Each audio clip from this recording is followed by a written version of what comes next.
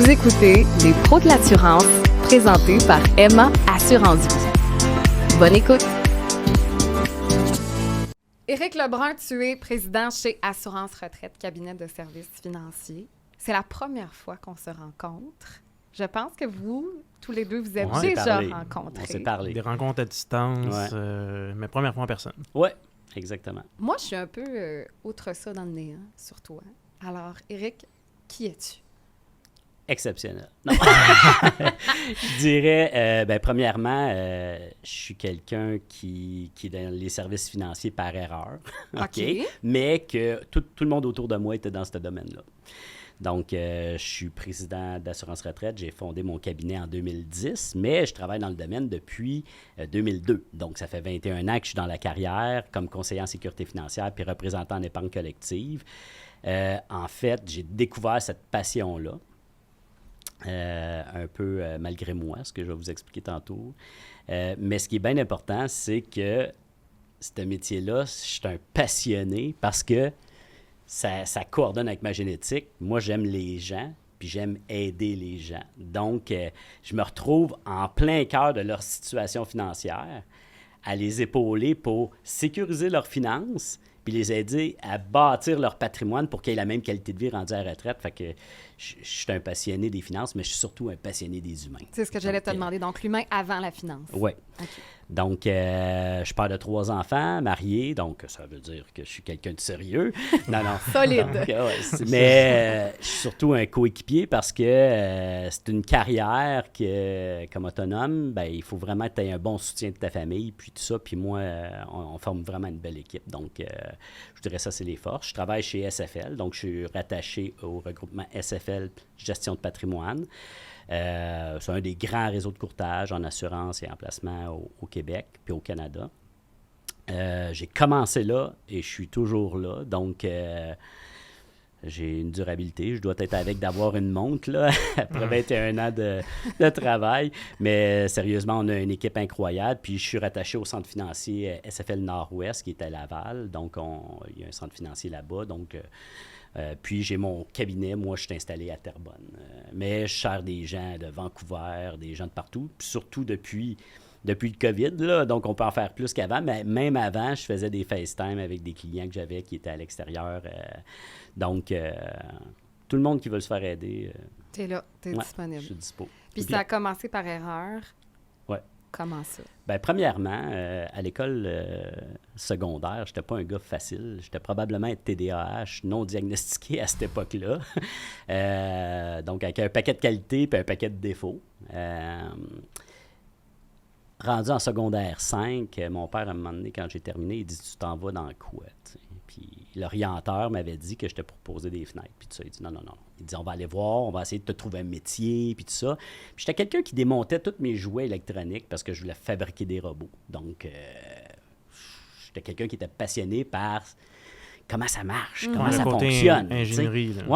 Comment ça marche, comment ça fonctionne, puis tout ça. Fait que quand on a été au Salon des métiers, là, j'ai vu électromécanicien. Entretenir, réparer, trouver des problèmes sur des machines dans les usines, puis tout ça. J'ai dit, wow, c'est ça que je veux faire. Je me suis mis à étudier en électromécanique. J'ai fait mon DEP. J'étais dans les 3 meilleurs de la classe parce que j'en mangeais. J'étais vraiment passionné. Donc, contrairement à ce que je vivais au secondaire, que j'étais plutôt limite, là, tu sais. J'étais bon, mais il y avait des lacunes, là, tu sais, puis tout ça. Là, vu que c'était concret, puis c'était quelque chose de concret pour moi, je suis devenu très, très bon dans ça.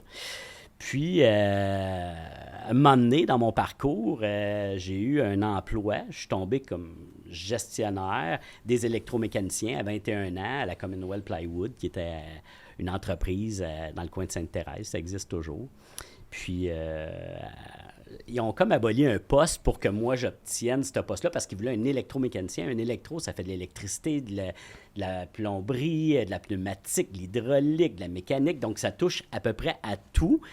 Puis, il y avait souvent des problèmes sur le chiffre de soir qu'il n'y avait pas d'électricien. Donc, eux autres, ils voulaient comme abolir le poste pour offrir un poste. Fait que j'avais été travailler là. Mais diriger à 21 ans du monde, ça fait 20 ans de date qui travaille là puis qui aurait peut-être voulu appliquer sur le poste. Vu que j'étais un gars sociable puis qui aime les gens, ça m'a sauvé la peau, mais j'étais pas bien parce que je sentais que je pouvais pas driver comme j'aurais voulu driver. C'est un environnement difficile quand même. C'est ça. Fait que j'étais supposé de partir au mois d'avril avec mes 2 meilleurs amis en avion.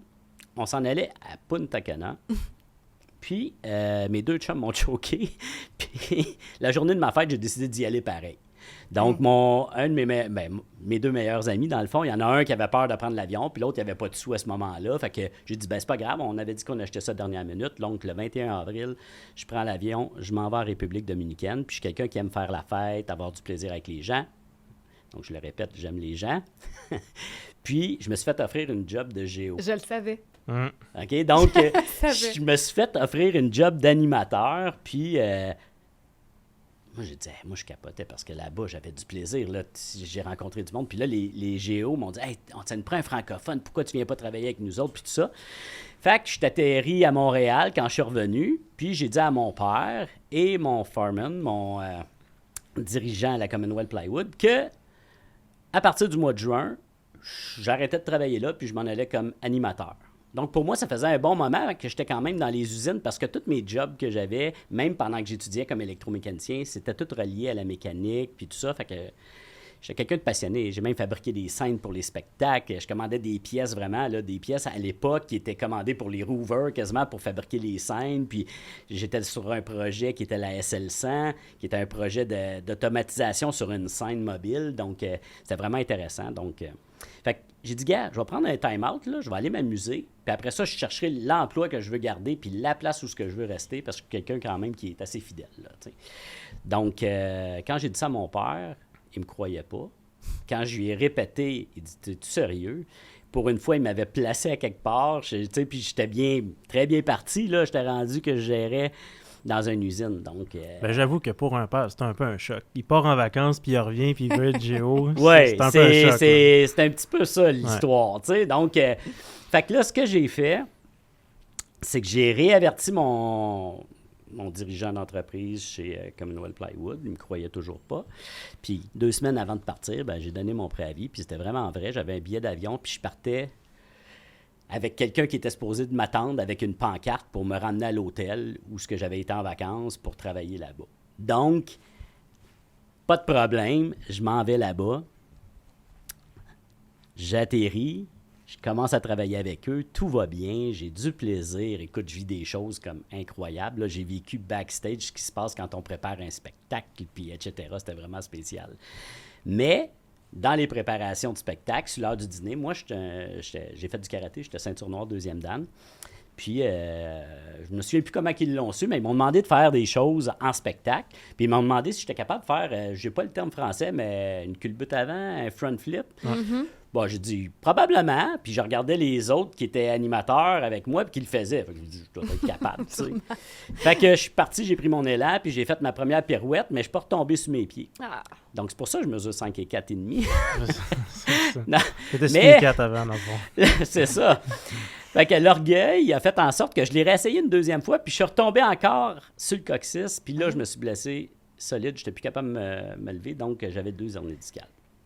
Fait que là, j'ai passé 1 mois et demi à faire la navette entre la Romana et Santo Domingo dans les hôpitaux pour trouver ce que j'avais, à pas travailler, à regarder mes collègues travailler et tout ça.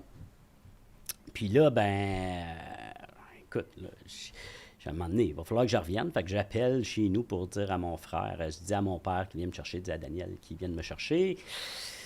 Je suis blessé pour de bon, puis ça revient pas, puis ça fait 1 mois et demi, puis moi, regarder les autres travailler, ça ne m'intéresse pas vraiment. Donc, il dit, t'es pas sérieux? Il dit, s'en aille te voir. Ils prennent l'avion demain. Bon. Là, j'ai appelé ma gérante, j'ai dit, gars, écoute, ça te dérange si je reste 1 mois de plus? J'ai repoussé mon billet, pas 1 mois, mais une semaine de plus. Fait qu'ils sont venus me rejoindre, et catastrophe, pendant que je suis là-bas, les clients venaient me voir. Éric, viens.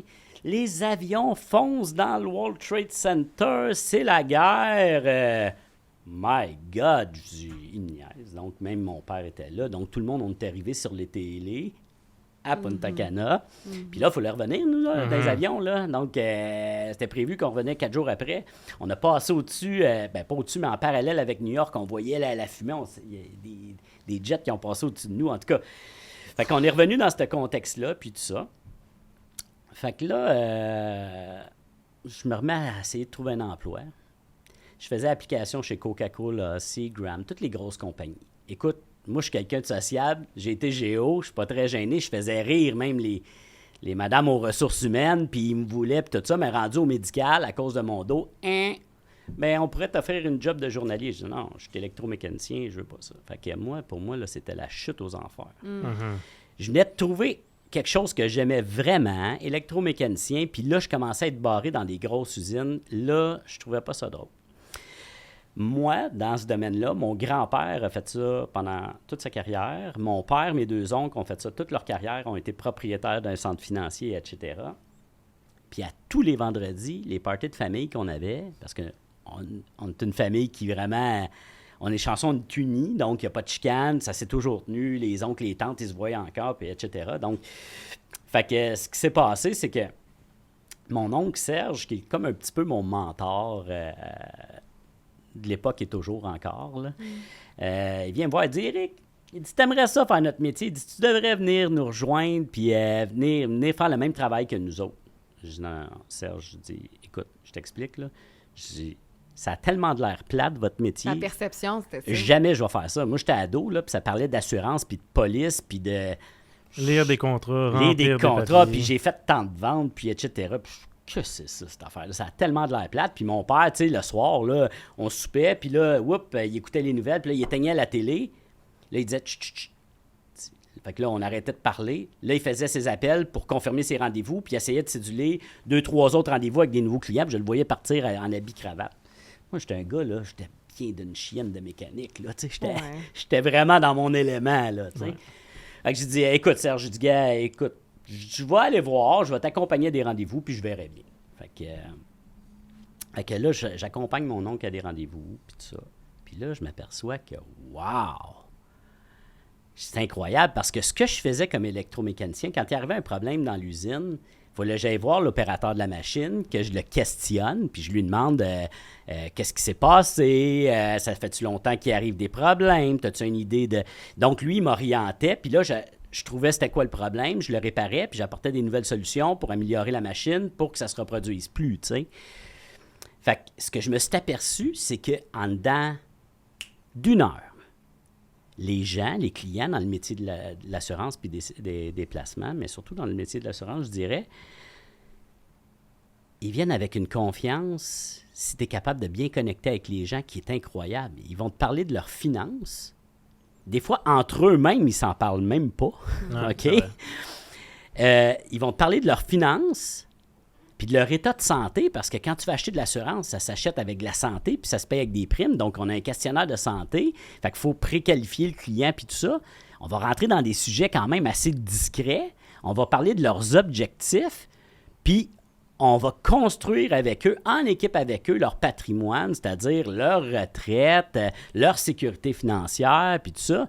J'ai fait comme, wow, mais quel métier incroyable! Tu sais, ça te permet vraiment d'être au cœur des gens tout le temps, toute leur vie. Assez que mon questionnement, c'est qu'est-ce que je vais faire, mais que je prenne ma retraite, je ne pourrais pas plus être au centre de leurs décisions. Parce que j'aime ça. J'étais un bon outil, là. Tu sais, je suis comme un peu un GPS financier pour ces gens-là. Fait que j'ai pogné à piqueur. Donc, c'est simple. Mais là, quand tu commences dans le domaine, c'est pas très facile. Puis surtout à l'époque, encore plus. Je sais pas si vous avez déjà entendu ça, un projet 100, là. Ben oui. Mais un projet 100, en fait, quand tu commences dans le domaine, il faut que tu te crées une liste des 100 personnes que tu connais, que tu vas contacter pour les solliciter, à aller leur présenter des scénarios d'assurance puis de placement pour leur situation financière. Puis même si tu trouves ça fascinant, passionnant, c'est pas facile de faire ça, là. Non, pas du tout. Le métier de conseiller en sécurité financière, percer et rester dans ce domaine-là, c'est aussi difficile que percer la Ligue nationale de hockey, de basketball, de peu importe, là. En fait, ça prend vraiment des gens qui vont être passionnés, qui vont mettre le cœur, puis qui ont vraiment les valeurs, puis l'intérêt. Fait que ça prend plein de choses dans la recette.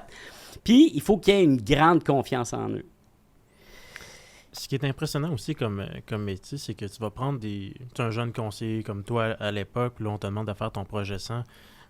Tu n'as pas encore l'expérience. Oui, tu as des mentors dans ta famille, mais tu n'as pas encore nécessairement de l'expérience qui vient avec ça. Ta couenne n'est pas dure. Les objections, tu ne les as pas encore toutes entendues. Tu ne sais pas tout le temps quoi répondre. Ta présentation, c'est ta présentation. C'est un peu le background que tu viens de nous faire, mais t'arrives pas t'as pas un MBA en finance ou quelque chose comme ça. Fait que là, comment tu bâtis la confiance avec les relations? Mais bâtir les relations en dedans d'une heure rapidement comme ça, c'est pas quelque chose qu'au début qui est si naturel que ça. Tu deviens de meilleur en meilleur plus que tu as des rencontres. Puis là, c'est difficile de réussir à rester 5 ans. Tu sais, le fameux 5 ans, cette barrière-là. Le podcast qu'on avait juste avant, c'est un peu ça. On avait une personne qui vient de franchir le 5 ans, puis là, il sait, là, il va faire ça pendant 25 ans encore. Quand tu prends un conseiller d'expérience qui a 20 ans d'expérience, tu dis « Hey, là, je t'enlève tous tes clients. On change de ville. Je te remets comme conseiller, puis là, rebâtis-toi. » Ils vont tous te dire qu'ils veulent pas refaire ça. Ils veulent pas refaire ça. Puis les chances qu'ils réussissent sont autant élevées que quand ils ont commencé. C'est vraiment un métier qui est difficile. En fait, c'est pour ça qu'il faut s'applaudir quand on réussit. Peu importe notre niveau de réussite dans ce métier-là. Je dirais que moi, je rentre par la porte d'en arrière, mais en plus, je suis un aguissable. Donc, moi, je jouais des tours à mes collègues électromécaniciens, je remplissais leur coffre d'outils de graisse, je faisais toutes sortes de choses comme ça. Donc, j'étais vraiment un aguissable, tu sais. Puis, mon père... Mes oncles, mon grand-père, mon projet sang, là, mes cousines, mes cousins, tu sais, oublie ça, là. Ouais. Le projet sang, là, t'en avais une partie qui était pas là. Fait que là, il fallait que j'appelle du monde. Ça faisait 7 ans, 8 ans que j'avais pas parlé, que j'avais peut-être mal fini une relation ou bien fini une relation, puis tout ça. Puis, mais ce que j'ai fait, c'est que j'ai écouté ce que les gens qui réussissent m'ont dit de faire et je l'ai appliqué. En fait, le mérite que j'ai eu dans ma carrière, c'est de laisser faire ceux qui jugeaient, laisser faire ceux qui disaient qu'eux, ils étaient pour réinventer la façon que c'était pour se faire. Puis j'étais pour focusser sur ceux qui fonctionnent bien, comment ils font et faire la même chose. Si j'aurais un conseil à donner à un jeune représentant qui commence dans le domaine, parce que j'ai été directeur pendant 3 ans, donc j'ai formé plusieurs représentants, c'est ta confiance, là, c'est une formule mathématique. C'est de la compétence multipliée par de la motivation. Mais la compétence, on n'est pas rendu encore à la matrice où ce que tu peux mettre une puce en arrière de la tête, puis tout va être appris. Exact, du travail. Donc, moi, ce qu'on m'a dit dès le départ, on m'a dit, garde ça simple. Commence avec les choses, on va te montrer les meilleures choses. Puis quand ça sortira du lot, la situation que tu auras, tu diras, écoutez, monsieur client, vous, là, c'est assez particulier. Je pense que j'ai quelque chose de mieux, mais je veux juste être sûr avant. Je vais revenir vous voir vraiment là, pour vous présenter des solutions adaptées à vous. T'sais. Pas avoir peur de poser des questions, pas avoir peur de dire qu'on n'a pas la réponse, mais expliquer comme il faut au client pourquoi qu'on fait ce métier-là. Moi, je le fais parce que je veux vous aider à atteindre votre objectif de retraite. Je veux que tu achètes ta première maison. Je veux que tu l'aies le plus rapidement possible. Je veux protéger ta famille si jamais il t'arrive quelque chose ou s'il arrive quelque chose aux autres. Advenant une invalidité, un décès, une maladie grave. Puis je veux que tu parles de moi parce que moi, ma façon de travailler, là, je me démarque par le service. Puis c'est une autre recette que ce que tu pourrais acheter dans une banque, dans une institution financière ou quoi que ce soit. Le temps que je vais passer de qualité avec toi dans une institution financière ne peuvent pas passer le même temps parce qu'ils ont beaucoup de frais fixes à rouler pour pouvoir donner ça. Tandis que moi, je vais choisir les meilleures compagnies pour t'accompagner dans ça. Puis moi, je vais m'arranger pour être le meilleur représentant puis te suivre toute ta vie. Donc, si tu expliques beaucoup pourquoi tu fais ça aux clients, tu expliques vraiment, on appelle ça le why, puis Apple, dans le fond, c'est qu'ils ont réussi à dire ça parce qu'ils fabriquaient des ordinateurs. C'était pas ça. C'est parce qu'ils voulaient faire le meilleur ordinateur au monde, puis ils voulaient donner une meilleur service, et etc. Donc, c'est comme ça qu'ils sont débarqués parce que les gens ont su pourquoi ils faisaient ça. Et non, qu'est-ce qu'ils font. Parce que qu'est-ce qu'ils font de l'assurance quand tu appelles quelqu'un ou quand tu rencontres quelqu'un qui te sollicite pour dire qu'il va aller te présenter un plan de sécurité financière en assurance vie, invalidité, maladie grave ou un plan de retraite. Tu sais qu'est-ce qu'il fait, puis tu t'attends à ce qu'il soit bon là-dedans. En fait, c'est de créer des wow dans les choses que les gens ne s'attendent pas à ce que tu sois bon. Donc, moi, je suis un gars curieux. Puis ma curiosité a fait en sorte que j'ai posé des questions. D'ailleurs, mon surnom, c'est « Éric, as-tu une question dans un meeting? » Puis à chaque fois, j'en ai. Pourquoi? Parce qu'à chaque fois, je veux savoir comment ça marche, pourquoi, pour être capable de bien vulgariser l'information à mon client, puis m'assurer d'être le meilleur possible pour le client. Tu t'intéresses. Je m'intéresse vraiment à ça. Ça, c'est autant vrai avec ton client. J'ai tellement vu souvent des conseillers que quand venait le temps de rencontrer un client, ils font juste parler. Ils se présentent eux, ils se présentent la compagnie, c'est parfait. Le fameux why de pourquoi tu es là, puis de pour qui tu travailles, puis qu'est-ce que tu vas faire pour eux, c'est important. Mais après ça, arrête de parler, pose des questions, fais-les parler, creuse un peu plus l'objectif. Parce que souvent, ces questions-là, ils se les ont même pas posées eux-mêmes. Fait qu'il faut qu'ils soient là pour venir un peu dénicher. Puis des fois, ils vont dire en ce moment, le budget, là, c'est serré, je suis pas sûr que je suis capable de mettre cet argent-là de côté. Quand tu creuses un peu plus, tu te rends compte que c'est même pas le budget le problème. C'est un autre problème. Il s'est passé quelque chose. Puis là, que tu peux les aider à régler cette affaire. On va dire une reconsolidation de dette. Tu peux les aider à faire ça. Puis là, par magie, ils ont l'argent pour l'assurance, ils ont l'argent pour le placement. Ils sont en confiance dans leurs décisions. Mais c'est impossible de le faire si tu ne poses pas de questions. Il faut que tu sois curieux. Félix, c'est incroyable. Tu vas m'emmener vers la plus belle anecdote qui m'est arrivée dans ma carrière. J'adore ça. En début de carrière. Puis c'est exactement ce que tu viens de dire là. Je vois tes yeux, ils brillent, mais moi, je suis quelqu'un qui est passionné, puis on le sait, quand tu aimes ce que tu fais, ça paraît, OK? C'est magique. À ma première année, et je fais mon projet 100, je demande des références, et etc., pas de problème. Mon père a prospecté, donc il a prospecté celui qui est venu réparer la laveuse. Je restais chez mon père à ce moment-là, tu sais. La machine à laver, puis etc., OK? Donc, mais il n'a pas le temps de le rencontrer. Il dit, Eric, il dit, t'as-tu du temps? Il dit, ça te tenterait-tu d'aller le voir? Il dit, 70-30, puis il dit, tu le fais. Bon, OK, ben gars, je vais l'appeler, je vais essayer de le rencontrer pour des assurances salaires. Il dit, je l'ai prospecté avec l'assurance invalidité, il est à son compte, puis tout ça. Fait que je m'en vais le rencontrer. Il est devenu client avec moi. Je demande des références, j'ai fait bien mon travail. Mais le client, pour X raisons, il n'a pas payé ses primes, fait que le contrat est tombé en déchéance. Mais c'est pas grave, il m'a référé à sa cousine, qui m'a référé à son ami, puis son ami me référait à ma conjointe. Ah, ouais. Ouais. Fait que je vais vous conter mon histoire, puis je vais vous expliquer pourquoi je tourne jamais les coins ronds, puis vous allez le comprendre. En fait, je me suis fait référer à une belle demoiselle qui restait à Saint-Ignace de Loyola. Okay? Moi, sur la map, j'avais aucune espèce d'idée d'où ce que c'était. Je revenais d'être géo, puis j'étais devant l'ascenseur du bureau à Laval. Mon rendez-vous était à Saint-Ignace de Loyola. Puis, je n'étais pas en train de penser à mon rendez-vous, j'étais en train de penser à mes relations amoureuses. Puis j'ai dit, là, je vais arrêter de chercher. Je dis, à un moment donné, m'a bien fini par la trouver en travaillant ou en faisant mon épicerie ou je ne sais pas. Fait que je pars, je m'en vais à mon rendez-vous à Saint-Ignace de Loyola. Mais là, je ne sais pas si vous le savez, mais à cette époque-là, les GPS, on n'en avait pas. C'est ce que j'allais dire. Il y a pas de... Non. Fait que moi, il faut que j'arrête d'acheter un livre rendu à Saint-Ignace, mais il faut que je trouve quelque chose pour me rendre à Saint-Ignace de Loyola. Donc, je regarde un petit peu c'est quoi le trajet, puis tout ça. Je m'en vais là-bas, j'arrête à un dépanneur, j'achète la map du coin, tu sais. Donc, le petit livre. Là. Fait que là, je regarde D4, rang Saint-Isidore, à Saint-Ignace de Loyola.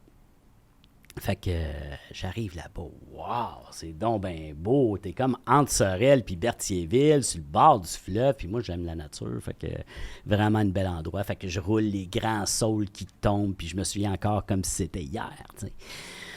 J'arrive là-bas. Puis je cogne, mais c'est une porte patio. T'sais. Fait que je vois une belle jeune fille qui arrive. Elle s'appelle Roxane. T'sais. Donc... je la vois arriver, elle ouvre la porte, elle dit « Oui, bonjour ». Je dis « Bonjour Roxane, c'est moi Éric Lebrun qui est venu te présenter le plan d'épargne avec protection. » Oh, je t'avais complètement oublié.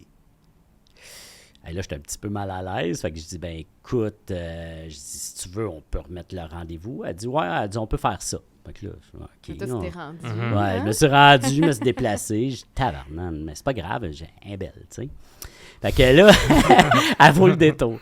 Fait que là, ce qui arrive, c'est que je reprends rendez-vous avec elle. Puis, en revenant, je sais pas, je passe la fin de semaine avec mes cousines. Moi, je suis tout le temps avec mes cousines, puis on était dans un club de chansonniers. On aimait bien ça, tu sais, puis tout ça. Puis là, je dis, j'ai rencontré une fille cette semaine. Là, mes deux cousines me regardent. Ah, encore la femme de ta vie. Je dis, non, je dis, elle m'intrigue. J'ai dit ça à la place parce que j'ai dit, oublie ça, parce qu'eux me taquinaient avec ça. Puis il y avait raison de me taquiner avec ça à cette époque-là, là, tu sais. Fait que, ce que je fais, c'est que je vais à mon deuxième rendez-vous. Là, je la rencontre, puis je fais ma présentation. Puis dans ma présentation, pour faire comprendre l'assurance, je fais des dessins. Des dessins, ça parle. OK? Donc, j'explique, puis je pose des questions, puis je fais participer. Fait que tu m'as parlé de poser des questions. Bien, on rentre là-dedans. Fait que je demande, je dis, d'après toi, à quoi ça sert d'avoir un montant d'argent pour les autres si jamais toi, tu décèdes? T'sais? c'est quoi les 3 raisons principales? Fait que là, je la fais participer. Puis là, les frais funéraires. J'ai dit, qu'est-ce qu'il y a d'autre qui ne s'efface pas quand tu décèdes? Ben, je ne sais pas. Ben, je dis, les dettes. Ben, j'en ai pas. Elle dit, c'est pour ça que je ne le savais pas, donc pas de problème. Puis j'ai dit, la raison la plus importante pourquoi tu vas avoir besoin d'assurance vie dans ta vie, est-ce que tu sais c'est quoi? Elle dit non. Là, je dessine une maison avec 2 petits bonhommes allumettes. Puis à chaque fois, je leur dis que je ne suis pas très bon en dessin parce que c'est vrai. Puis je leur dis que leur maison va être plus belle que ça, je les rassure. Puis je fais une ligne en bas, puis je dessine un petit enfant. Puis je fais une ligne du temps, puis je mets 20 ans, mettons. OK? Je dis, mettons que toi, Roxane, tu gagnes 50 000 de revenus par année, puis ton conjoint, j'ai dit, t'en as-tu un? Elle me dit, non. Ben, je dis, mettons qu'il s'appelle Éric. J'ai marqué mon nom en haut. Je dis, ben moi, je vais gagner moins que toi, je vais gagner 45 000, tu sais.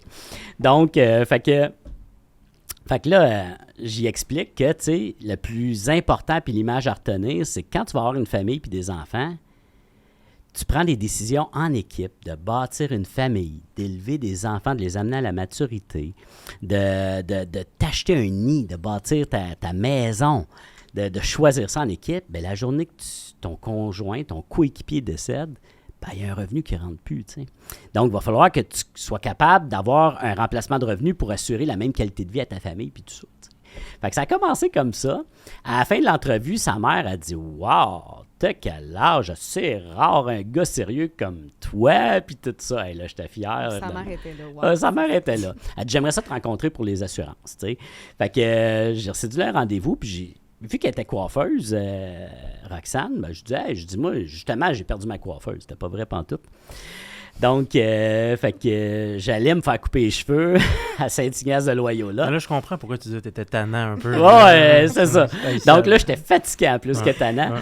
Donc, on s'est rencontrés au mois de novembre. J'ai livré le contrat au mois de novembre. Elle m'a donné des références. OK? Puis, on a commencé à sortir ensemble le 28 avril, 3 jours après que je suis rentré en appartement. Ça pressait. J'étais tout seul, un gars en appartement avec des ramen. Donc, j'avais besoin qu'elle vienne me rejoindre. Fait que ça a commencé comme ça. Mais, pourquoi je vous amène là?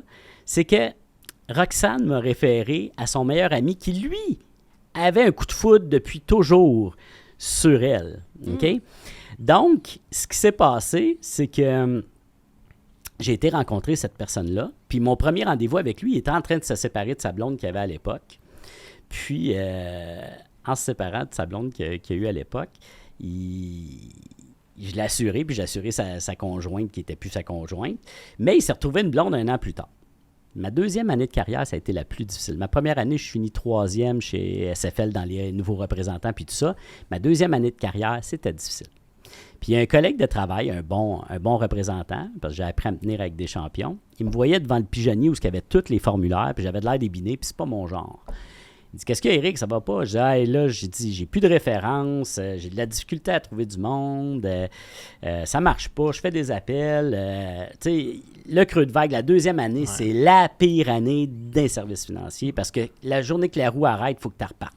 Puis là, elle est dure à partir. C'est souvent les mêmes choses, hein? C'est une bonne année, un peu trop de confiance, tu prends des mauvais plis, ça te rattrape. Exactement. C'est exactement ça qui m'est arrivé. Abus de confiance, dans le fond. Fait que ce que je fais, c'est que je rencontre Michel, justement, qui me voit faire ça. Puis là, Michel, il dit, « Ah, sais-tu qu'est-ce que je fais, moi, dans ce temps-là, Éric, quand ça va mal? » Je dis, « Non. » Il dit, « J'appelle mes 5 à 10 meilleurs clients. » Mais il dit, « Mes meilleurs clients, c'est pas ceux qui ont le plus d'argent. Ceux avec lesquels j'ai le meilleur intérêt, que j'ai le plus de plaisir. » Je les appelle, je vais prendre un café avec eux autres pour reviser leur situation financière, puis je leur explique que je suis en panne sèche, que j'ai besoin de leur aide s'ils connaissent, exemple, quelqu'un qui vient d'avoir un bébé, qui a changé d'emploi. Tu te montres vulnérable avec eux. Ouais, puis il dit, je repars ma roue comme ça. Puis mon autre directeur en placement, lui, je le croise, puis il me dit, écoute, Éric, avec les planifs de retraite que tu fais à des gens de 22 ans puis 23 ans, dis-leur, le travail que tu fais là, tu vas aller le faire avec leurs parents. Il dit, c'est sûr que tu vas te repartir une roue. Fait que j'ai décidé de les écouter puis de la faire. Fait que j'appelle le meilleur ami de Roxane à l'époque. Je l'appelle, puis je reprends rendez-vous avec lui. Fait que je m'en vais le rencontrer. Je refais une mise à jour de dossier. Surprise, il y a une nouvelle conjointe, puis elle est enceinte de lui, puis elle est monoparentale d'un petit garçon. Donc, mon client, c'était quelqu'un qui épargnait de l'argent de côté. Il avait sa maison, il était tout seul. C'était un camionneur, c'était quelqu'un de fier. Puis il était à son affaire. Puis ça allait bien, sa situation financière. Il mettait des économies de côté, puis tout ça. Fait que je vais le rencontrer, je commence mon analyse de besoin, puis il dit, ben là, j'ai une nouvelle à t'apprendre, puis il dit, j'ai une nouvelle conjointe, puis elle est enceinte, puis tout ça.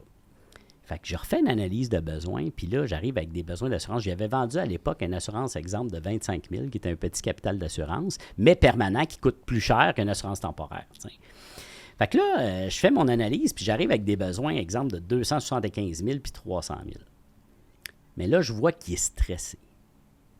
J'écoute, je dis, je te sens stressé, y a-tu quelque chose qui va pas? Ben, il dit là, je regarde le montant d'assurance, puis il dit, j'ai de la misère à faire mes paiements de 4 roues puis de skidoo, puis je peux plus mettre de l'argent dans mes REER. Fait que là, ben, je dis, regarde, laisse-moi analyser ta situation comme il faut. Puis moi, au centre financier, il y avait un courtier hypothécaire. Puis c'était nouveau, il venait de commencer. Puis moi, je disais, hey, on peut faire un partenariat, travailler en équipe sur des dossiers, ça serait génial. Parce que moi, je voulais aider les jeunes, parce que mon marché cible, c'était pas mal des jeunes, là. Ça a acheté leur première maison. Fait que j'ai dit, hey, timing serait incroyable. Fait que je regarde sa situation, puis là, le client est payé quelque chose comme 7,5 % d'intérêt sur son taux hypothécaire, puis les taux avaient baissé à l'époque à 4 %. Fait qu'en tout cas, faire une histoire courte, j'amène mon courtier hypothécaire, je travaille le dossier avec lui, on refinance son hypothèque, son 4 roues, son skidoo. On met tout ça en une affaire. J'emprunte un petit peu plus d'argent sur l'hypothèque pour cotiser 10 000 dans son REER.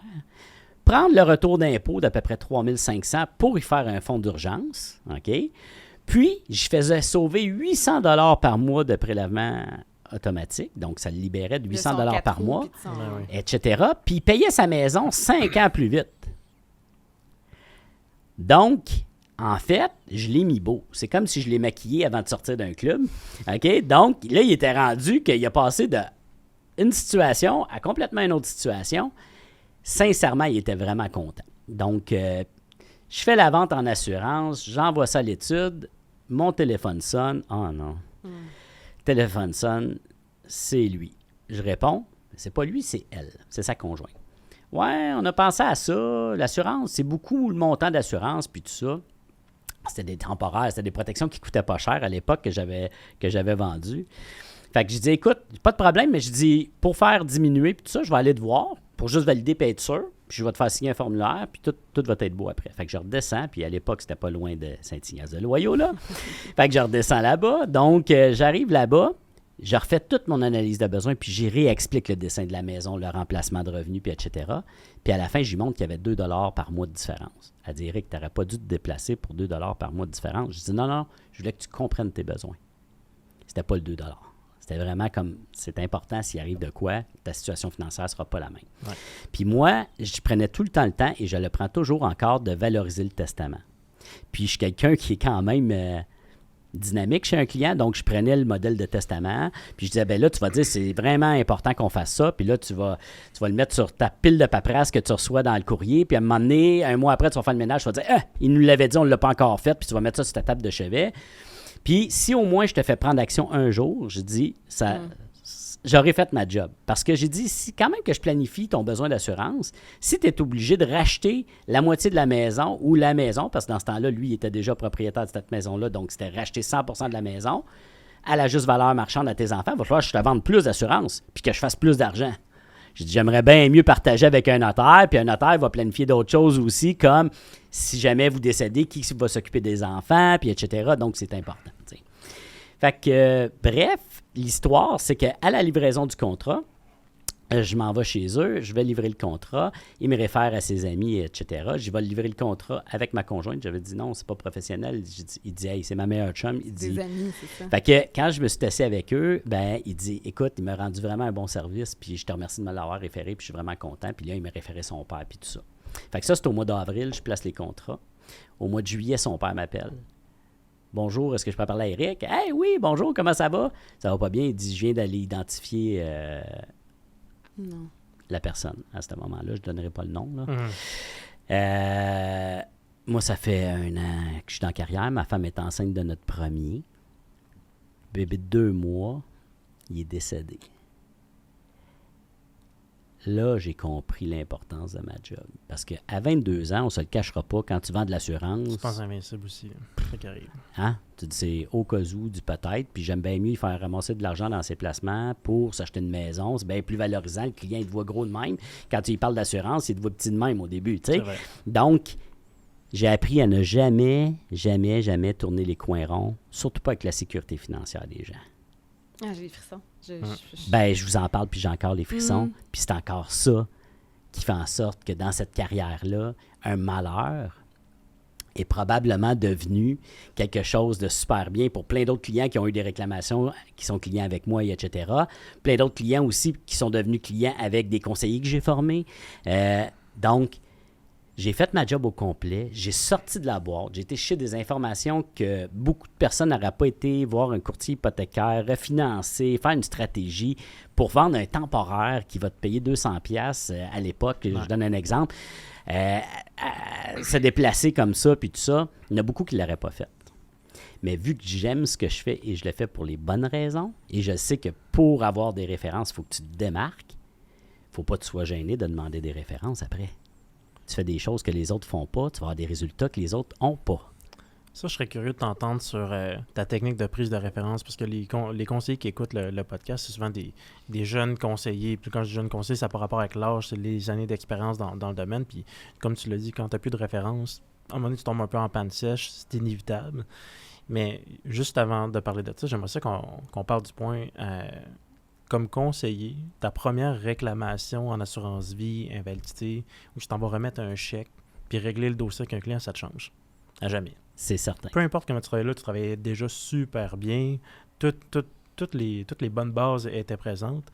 Mais humainement, tu n'es plus le même conseiller après. Non. Parce que maintenant, quand tu vas recommander de l'assurance, quand tu as remis un chèque, là, ta voix n'est pas pareille. On parle du why. C'est ça. C'est pourquoi tu l'as fait. Direct. Ça change tout. Puis dans la prise de référence, c'est souvent comme ce genre d'anecdote-là, d'histoire-là, de moments forts-là, qui fait que quand tu vas demander une référence, ton intention quand tu veux la demander, tu veux vraiment, vraiment, vraiment aider les gens pour qui c'est important pour eux. C'est ça qui va faire toute la différence. C'est qui les gens autour de toi qui pourraient vraiment bénéficier de mes services. Ça fait toute une différence quand ton intention est complètement différente puis ton approche est différente aussi. Je serais curieux de t'entendre sur, as-tu des techniques de prise de référence? Moi, j'en ai une que je me suis fait enseigner par mon père qui s'appelle la fameuse PLQ, parmi lesquelles, qui est enseignée beaucoup chez Industrielle Alliance. Fonctionne super bien. Petite histoire rapidement. J'ai 4 semaines, il faut que je fasse 20 rendez-vous avec des clients puis j'ai 200 références. Ça, c'est mon défi de mon stage de 4 semaines. J'ai fini avec 265 références. Wow. Puis je l'ai appliqué vraiment à la lettre. Puis j'ai eu un cas, puis j'ai jamais réussi à battre ce record-là, à jamais.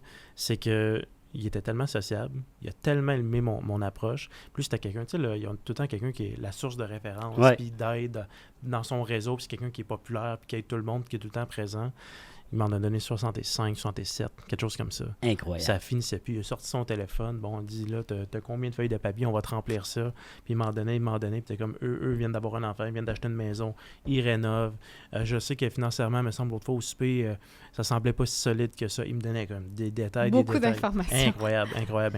Mais parmi lesquels, c'est quoi? Parmi lesquels, dans le fond, c'est, Christine, parmi tes amis, lesquels viennent d'avoir un enfant. OK.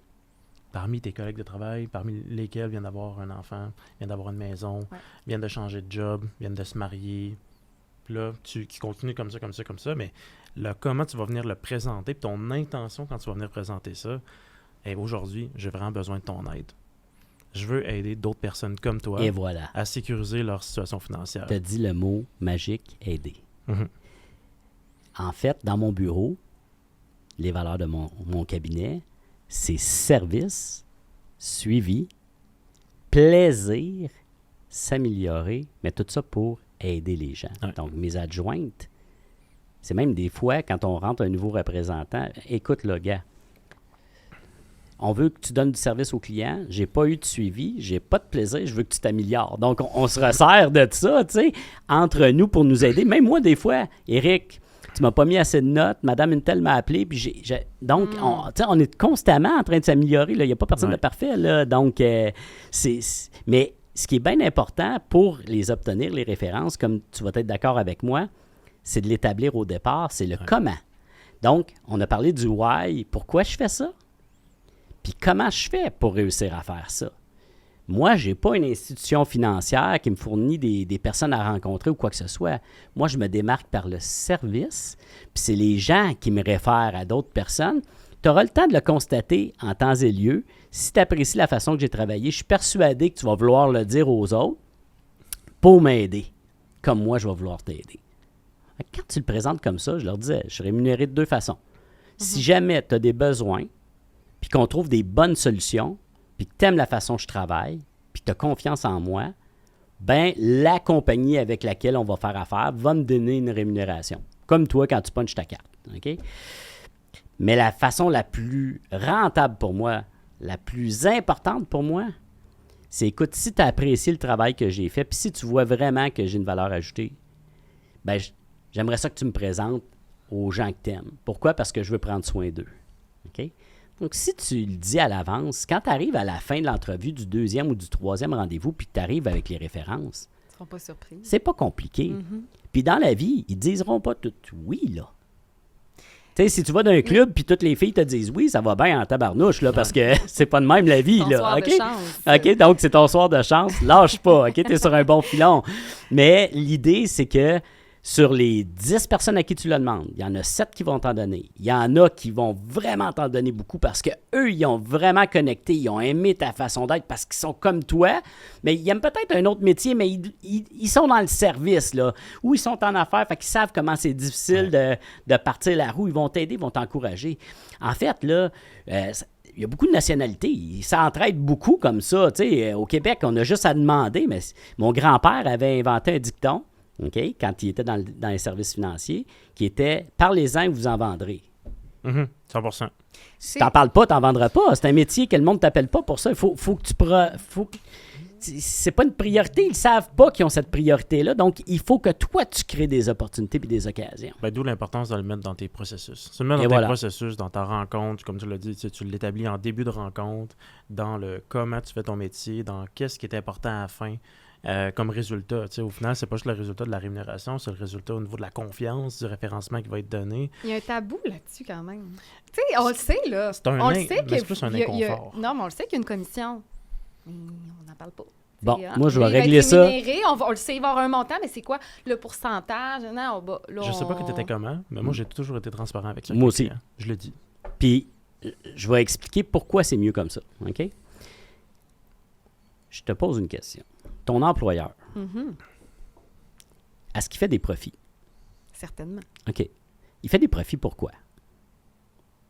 Parce que c'est une entreprise pour continuer de grandir. Et... Pourquoi il fait ça? Parce qu'il crée de la valeur. C'est ça la réponse? C'est ça. Mais merci, Félix. T'as 2 entrepreneurs. Mais en fait, c'est simple. C'est que pourquoi il crée de la valeur? Je vais t'expliquer. C'est quelqu'un qui met pas mal plus d'heures que ce qui est payé, un entrepreneur, en général. OK? C'est quelqu'un qui est passionné, qui a ses valeurs à cœur, puis qui dit, moi, c'est de même, je vois ça, puis ça devrait tout être de même. En fait, non, parce qu'on est tous des représentants différents, avec des philosophies différentes, fait qu'on cadre avec des clients différents, puis etc. Mais un entrepreneur, à la base, c'est ça. Il prend des risques financiers. Il investit du temps que les autres n'investissent pas. Là. Ils vont aller la fin de semaine, ils vont faire leurs 35 heures, puis c'est correct. Mais un entrepreneur, il fait des choses que les autres ne font pas pour avoir des résultats que les autres n'ont pas. Puis heureusement, on a des entrepreneurs qui créent de l'emploi, parce que sinon, on n'aurait pas d'emploi. Puis il sert des forces de personnes qui sont salariées, des bons humains qui ont des bonnes valeurs, des bonnes aptitudes, mais qu'eux, c'est pas l'entrepreneuriat, leur aptitude. En fait, on devrait tellement valoriser ça, puis encourager les entrepreneurs parce qu'ils créent de l'emploi puis ils créent de la valeur. Puis plus il y en a, plus il y a une compétition, meilleurs ils vont être. OK? Si on dénigre un entrepreneur, une commission, la commission, là, si tu as quelqu'un qui est salarié puis qui fait une rémunération, il faut quand même qu'il vende le produit de la Caisse populaire, de la Banque nationale, puis etc. Puis son directeur de banque de caisse va lui dire de vendre ce produit-là, puis etc. Tandis que moi, là, je peux aller choisir le produit qui va être le mieux pour le client.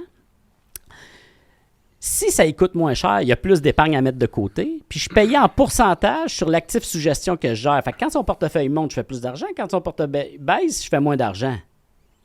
Il n'y a aucun intérêt. Il n'y a pas d'attrape là-dedans. Là. Ben non, il n'y a pas d'attrape. Puis la rémunération est la même parce que la compagnie d'assurance qui fabrique le produit, qui le fait vendre, mettons, Desjardins Assurance, elle le fait vendre par les caisses populaires, puis elle le fait vendre par des conseillers du réseau SFL. Ben on vend le même produit. La rémunération, c'est juste qu'elle va au mouvement des caisses. Oui. Comprends? Il faut normaliser Ben oui, la commission, là, c'est parce que ce qui arrive, c'est que quand on va dans un magasin, nous autres, on n'est pas payé à la commission. Voyons, non, c'est pas une maladie être payé à la commission. C'est une façon de motiver un vendeur qui aime être challengé par ses résultats. Puis en fait, ce qu'on veut, c'est quelqu'un qui a plus de résultats. Je te pose une question, avec qui tu veux faire affaire? Avec le meilleur médecin ou le médecin? Ben, le meilleur. Avec quel vendeur de vêtements ou avec quel... Tu sais, moi, j'ai été voir une styliste, là. Ouais. C'est la première fois de ma vie que je faisais ça. C'est drôle, là, mais j'ai demandé c'est qui la meilleure, tu sais. Pourquoi? Oh. Ben, c'est elle. Elle coûte-tu plus cher? Je m'en doute, là. Uh-huh. Je m'en doute. Pourquoi? Parce qu'elle va m'emmener des résultats qui sont meilleurs. Donc, puis quand tu es un jeune puis que tu commences, des fois, ça peut faire peur. Mais si tu colles sur eux, ils te donnent toutes leurs années d'expérience, là. Fait que ça bâtit ta confiance. Va chercher ce que tu as de besoin. Aie pas peur. Dis-lui que tu es entouré de ces gens-là. Tu sais, mais-en alentour de toi, là, tu sais... Il explique aussi le processus pour te rendre là. Tu sais, souvent, moi, ce que je faisais, c'est que je disais deux choses. Je vais te poser beaucoup de questions. La plupart vont être indiscrètes, mais c'est les outils que j'ai besoin pour bien faire mon travail, pour être en mesure de t'aider. Dans ces questions-là, il va y avoir beaucoup de questions sur tes finances personnelles. Ton revenu, ton épargne, tes dettes, tout ça. La moindre des choses que je peux faire en retour, c'est t'expliquer comment moi je suis rémunéré dans la relation qu'on est en train de bâtir ensemble. Bien sûr. Tu me fais confiance en partageant tes informations, je vais te partager les miennes. Fait que là, tu te mets à les partager. Fait que là, en placement, c'est 0,7%, 1%, dépendamment des types de placements que tu vas recommander. Fait que là, de l'active-suggestion. En assurance, ben là, ça va être 100% de la prime annuelle, 150% de la prime annuelle, dépendamment de ton entente, les compagnies des produits. Là, tu es capable de le détailler. Moi, j'étais aussi planificateur financier, puis j'en ai fait de la planification financière en horaire. Puis là, je donnais mon taux horaire, là, 200 de l'heure. Fait que là, quand j'expliquais tout ça, là, je dis, première chose que tu dis, c'est crime. Moi, je vais payer un produit d'assurance, on va dire 1 000 par année, puis toi, tu vas être rémunéré 1 300. Mathématiquement, il y a quelque chose qui est bizarre là-dedans. Ouais. Puis là, je dis, il faut qu'ils comprennent le chemin que moi, j'ai parcouru pour me rendre là. Sur 10 personnes. Moi, je visais 20 activités par semaine. L'activité, c'est quoi? C'est premier rendez-vous de présentation comme ABF, on prend la prise de données, on qualifie le client, puis bon, ben les fameux rendez-vous de vente, là, de closing, où on remplit la paperasse pour acheter le produit. La livraison. Un autre rendez-vous. Un autre rendez-vous. Fait que moi, j'en voulais 20 tout le temps, toutes les semaines. Pour me rendre à 20, qu'est-ce qu'il faut que je fasse? Sur 10 téléphones que je vais faire, j'en ai 3-4 qui ne vont jamais répondre. Ils ne vont jamais vouloir me parler. Ouais. Ils vont me raccrocher au nez. Ça leur intéresse même pas quelqu'un qui fait de la prospection. Sur les 6-7 à qui je vais parler, je vais booker 4 rendez-vous, peut-être 5 rendez-vous si je suis vraiment bon et je suis tombé sur une bonne séquence en soirée. Là, je vais avoir ces rendez-vous-là. C'est des rendez-vous de qualification. Ouais. 2-3 personnes vont peut-être être qualifiées. Ils vont être là. Ils vont-tu être là? Exact. Il va y avoir des no-shows. Tu te déplaces. Il fait 32 avec ton maître de stage. Il fait 32 degrés. Ton meilleur chum, tu t'en vas le rencontrer. Les stars, ils bougent, les chars sont là, puis ils répondent pas à la porte. Exact. Tu vis toutes sortes de choses comme ça. Tous ceux que tu penses dans ton projet 100 qui vont te dire oui, y en a 10. C'est plus compliqué. Puis tous ceux que tu penses qui ne voudront même pas te répondre, ça va être les plus accueillants. Mm-hmm. Fait que moi, je le dis, appelle-les toutes, tu vas faire exemple 50 000, mais il faut juste, mets-toi pas de barrière, appelle-les toutes. Là, tu sais, en réalité. À la fin, ben, tu te retrouves avec 1 à 2 sur 10 à qui tu fais vraiment une vente. Oui. Ça, c'est aujourd'hui. Puis, il faut qu'ils soient acceptés. Oui. Faut pas qu'ils fument du pot à cette époque-là, tu sais, parce qu'à cette heure, maintenant, c'est plus pareil, là, mais avant, là, à 21 ans, 22 ans, là, la première année, j'avais vendu 70 000 de primes en assurance. C'était quelque chose, là. À l'époque, c'était bon. J'étais dans le top 10 du bureau, puis c'était un bureau, c'était tout le temps dans les 2 meilleurs bureaux de SFL à travers le Canada, là, OK? Puis, la moitié ont été acceptés. L'autre moitié n'a pas été acceptée. À cause de la même chose? Ouais, après, tu rencontres des jeunes de 18 puis quand c'est la référence de l'autre, souvent, ils sont dans le même party, là. Mm-hmm. Donc, puis aujourd'hui, ils seraient tous assurés, ce monde-là, là, parce qu'aujourd'hui, ils les acceptent, même pas de surprime, quelqu'un qui fume la marijuana occasionnellement, là, puis tout ça. Puis même non-fumeur, ne se met pas de tabac dedans, tu sais. Puis à l'époque, là, c'était un refus, puis tu étais vu comme... Donc, si j'aurais tout assuré ce monde-là, il y aurait toutes des conjointes, il y aurait tous des enfants. Tu sais, à un moment donné, on a replacé la compagnie et on a dit « Hey, si vous nous auriez accepté, là, tous ces clients-là depuis ce temps-là. » tu sais. Donc, c'est très difficile de percer, là. T'es tout le temps le vent d'en face. Puis quand tu as le vent dans les voiles, là, faut pas t'arrêter. Là, tu es fatigué parce que tu as beaucoup de rendez-vous puis ça va bien, mais là, il ne faut pas t'arrêter. Mais ce qui arrive dans ce temps-là, c'est que là, vu que tu as beaucoup de rendez-vous, tu n'as pas le temps de tout faire. Fait que là, tu coupes les coins ronds, tu ne demandes pas tes références, tu dis, je vais demander au prochain rendez-vous. Donc, puis là, tu tombes dans le piège de la deuxième année. Tu sais que, j'ai plus personne à appeler, c'est du bois mort. C'est ceux qui me répondaient jamais, que je réappelle, puis que ça marche pas.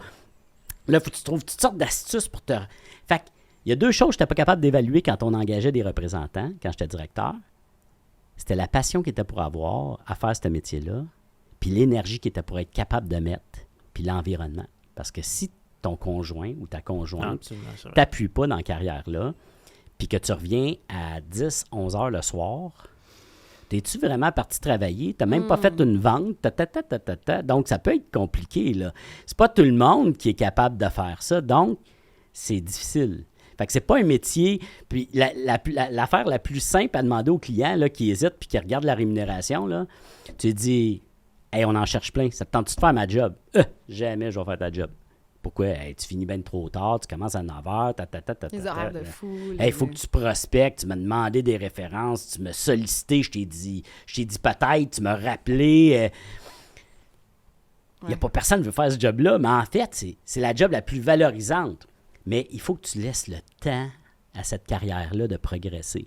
Donc, c'est rare. Il y a des exceptionnels comme Wayne Gretzky, comme Sidney Crosby, Connor Bedard, qui sont des exceptionnels nés, qui sont dans le bon environnement puis qui ont tout, tu sais. Ça représente même pas 1% de 1%, là. Non, OK? c'est ça, exact. Mais des bons représentants, ça représente à peu près sur 23 000 représentants qui sont au Québec, des bons représentants qui gagnent bien leur vie. Je parle en haut de 35 000 de revenus. C'est à peu près 20% des représentants. Le salaire moyen, la dernière fois que je l'avais regardé, était à 45 000. Le salaire moyen des représentants. Puis ça comptait, je pense que c'était avant dépenses. Puis on s'entend, puis pas péjoratif ce que je vais dire. Je ne vends pas une assurance pour protéger ta voiture, là. Je protège ton salaire que ta santé te permet de gagner. Ouais.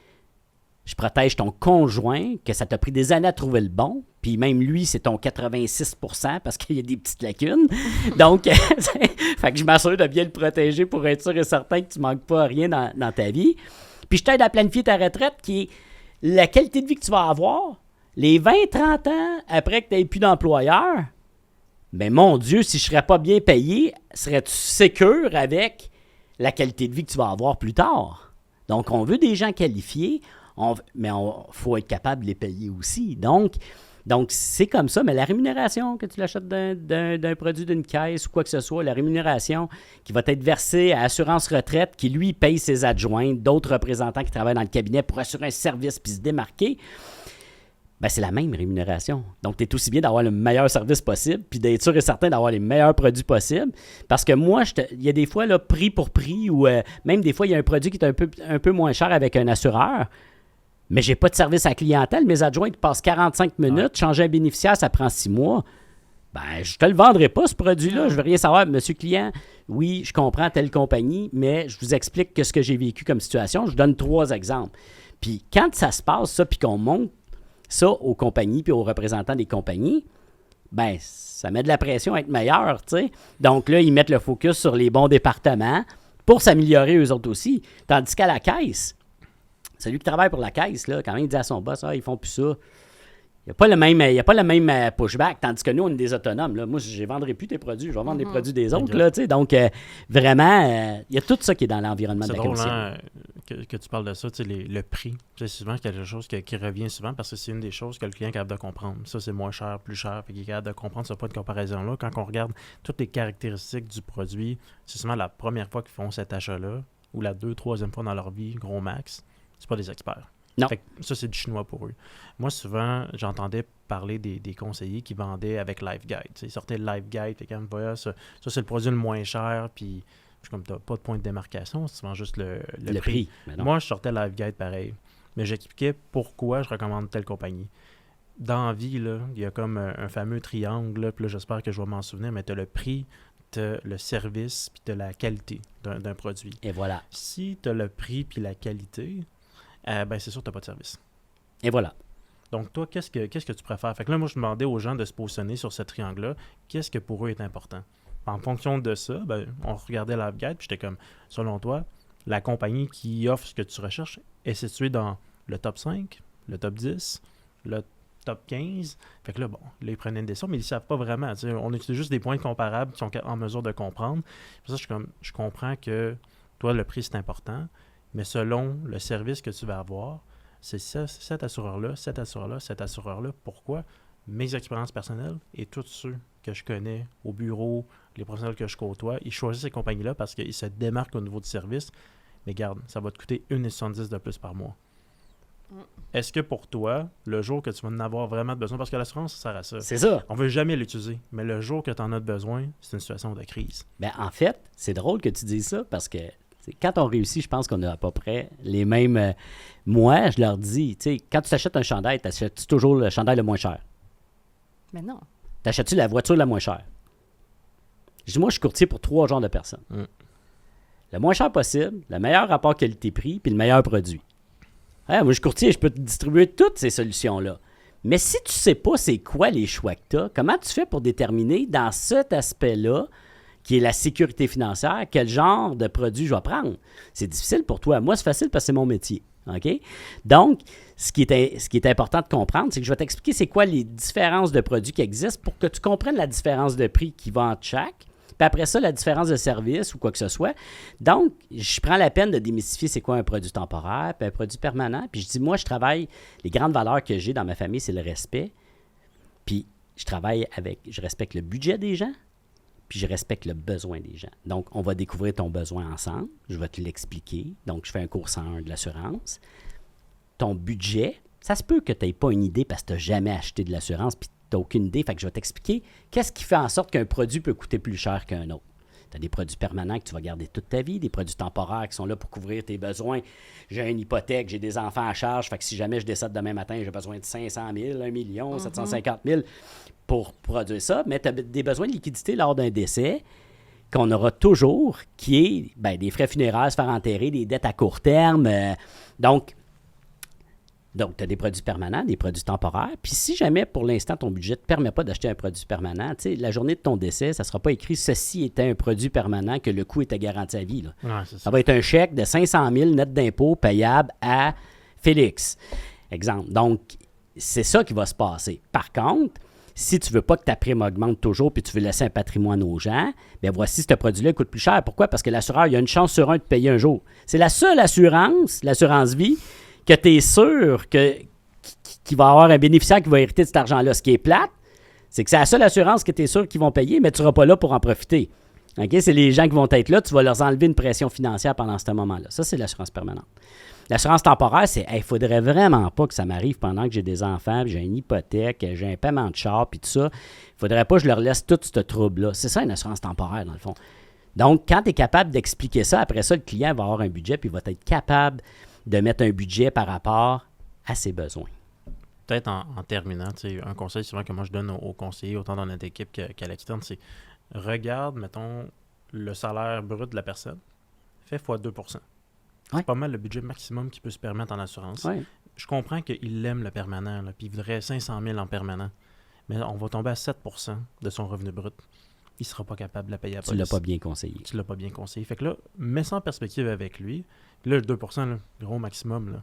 Mais souvent, qui t'en parle, tu es capable d'avoir moins de 1 % de son revenu brut. Une belle solution qui va le couvrir pendant 20 ans. Puis là, tu expliques le fameux droit de transformation qui est dans la police. Puis là, tu dis, moi, je vais être là et tout dans 20 ans. Puis là, on revient à la rémunération. Pourquoi ma rémunération est excellente, puis elle est bonne, puis quand j'ai plein de clients, je gagne bien ma vie.